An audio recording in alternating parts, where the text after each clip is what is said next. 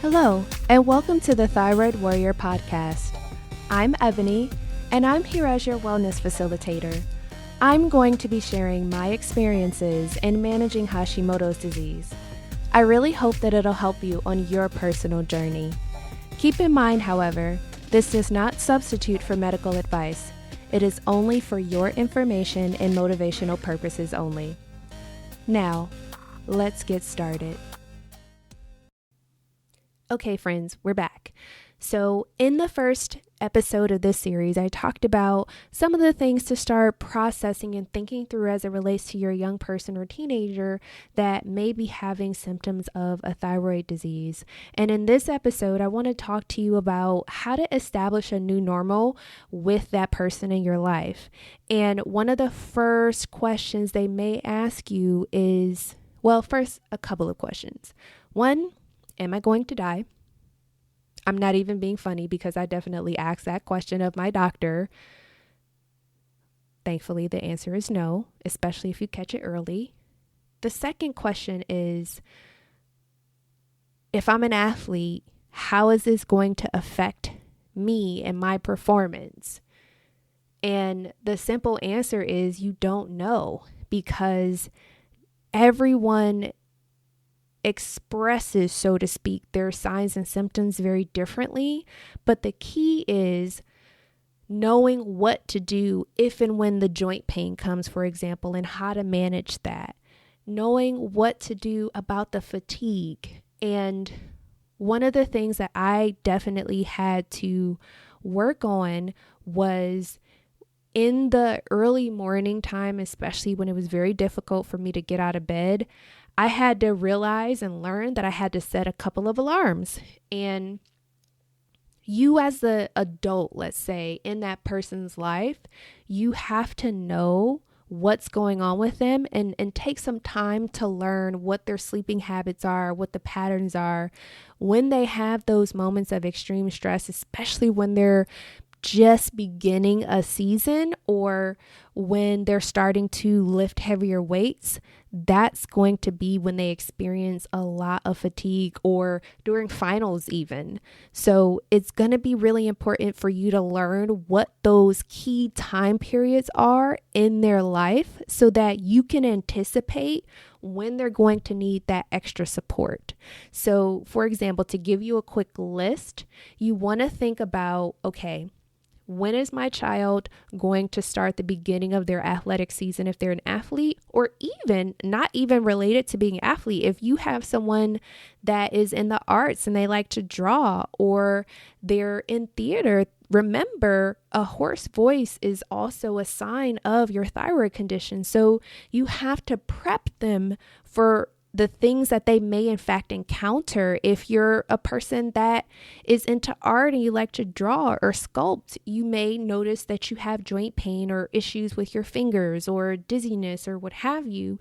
So that's also going to be really important. Even if they're in STEM and they're in engineering, like a lot of times you have to use your hands or you have to focus and concentrate when you're trying to get the formulas right and you're doing a lot of math.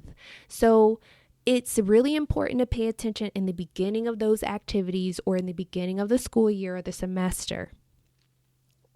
If they're an athlete especially, you want to pay attention to the beginnings of the season. Many of them are going to be lifting weights for the first time, or they're going to be pushed in a way that they may not have been pushed before, and their bodies are going to react to that and not in a good way. So it's going to be really important for them to learn how to take care of themselves. Heating is going to be important. Icing is going to be important.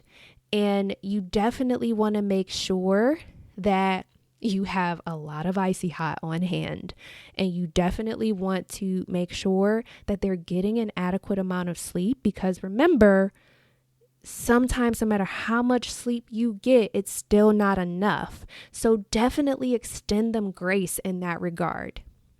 The next time period that you're going to really need to start focusing on is when the semester exams are coming or the mid-year exams. So that is going to be a really taxing time for a lot of students, especially, or if you have state exams or AP exams, for example, or even IB exams. All of those things are going to cause your young person a lot of stress, regardless of whether or not they're an amazing student or not. It does not matter.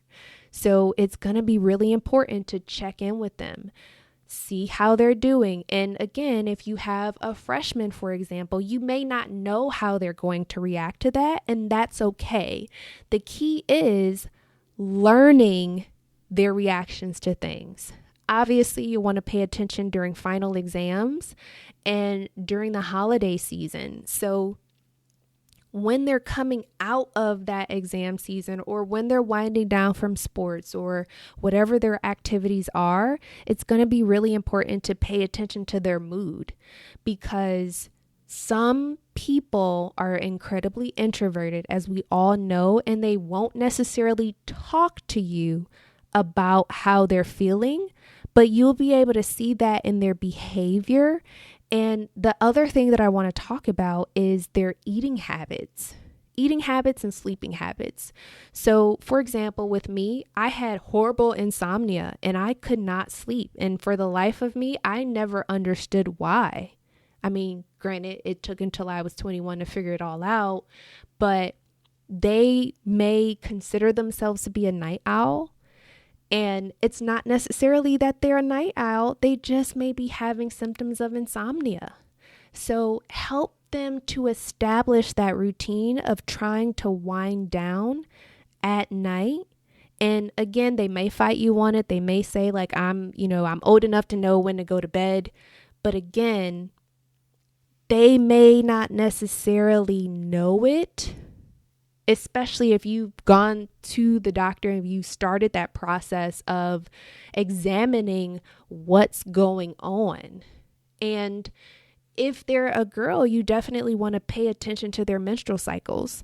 Sometimes when you have really, I won't say bad, but for some people, your menstrual cycles are very heavy. And you want to pay attention to that because it could indicate other issues that are going on, and you definitely want to address those. And to lead into that, when you're thinking about addressing the issues with their hormones and their periods or cycles, naturally what goes into that is food.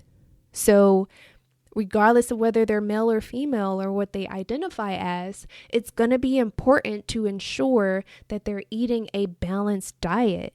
And if they're a lot more active, they're definitely going to need to eat those foods that are really good for them and that are supportive of them. And I talked about a lot of the macro and micronutrients in earlier podcast episodes, so you definitely want to check that out. But the last thing that I will say for today's episode is, if you're noticing weight gain or weight loss, those are two very important things to pay attention to. And I will talk about those on the next episode. But for right now, what I want you guys to really take away from this episode is pay attention to the beginning, middle, and end of the school year. Pay attention to what those folks are participating in terms of sports, and really start learning their routines, their habits. And this is a whole new world for them because many of them are experiencing puberty. They're going through things, and it's going to be really important to support them during that process. So with that, be happy, be whole, and be well. Take care. Okay, thyroid warriors, get out there and take things one step at a time. Remember, be great, reflect on your triumphs, and as always, be well. Take care.